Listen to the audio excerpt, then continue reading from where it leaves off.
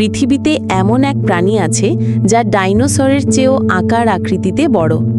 চলুন আজ জেনে নিই এই দানবীয় প্রাণী নীল তিমির অজানা রহস্য। পৃথিবীতে যত প্রাণী জন্মেছে তাদের মধ্যে সবচেয়ে বড় প্রাণী এখনও বেঁচে আছে। এরা হলো নীল তিমি।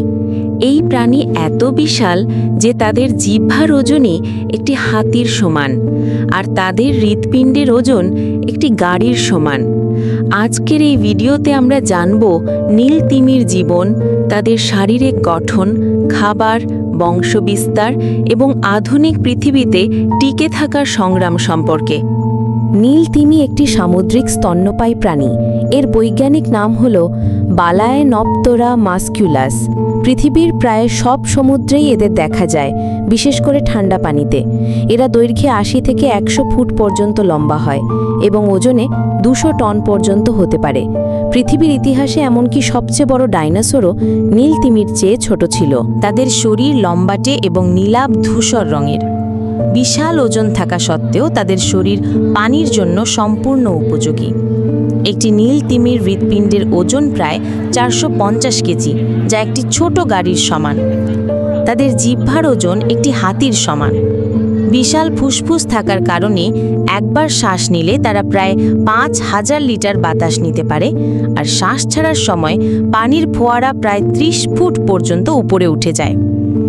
যদিও নীল তিমি মাংসাশী, তারা মূলত ক্রিল নামে ছোট চিংড়ির মতো প্রাণী খেয়ে বেঁচে থাকে।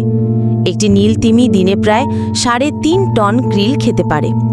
তাদের দাঁত নেই, বরং মুখে আছে ঝাঁঝরির মতো বেলিন প্লেট।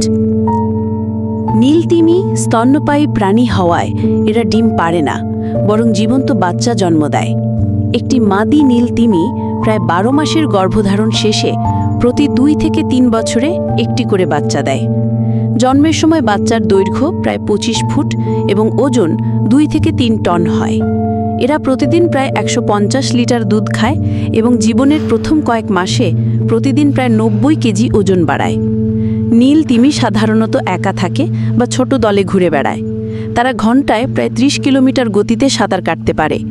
তাদের ডাক বা শব্দ পৃথিবীর যে কোনো প্রাণীর তৈরি শব্দের মধ্যে সবচেয়ে জোরালো, যা পানির নিচে কয়েকশো কিলোমিটার দূর পর্যন্ত পৌঁছাতে পারে।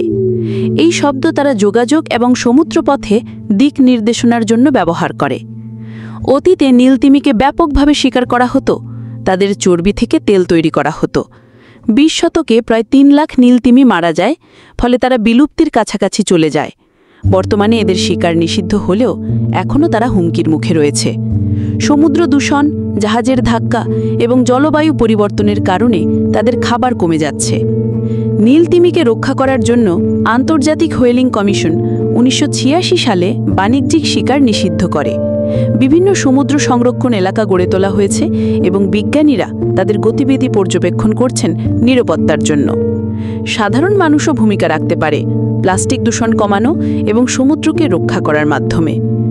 নীল তিমি শুধু একটি প্রাণী নয়, বরং সমুদ্রের পরিবেশের ভারসাম্যের একটি প্রতীক।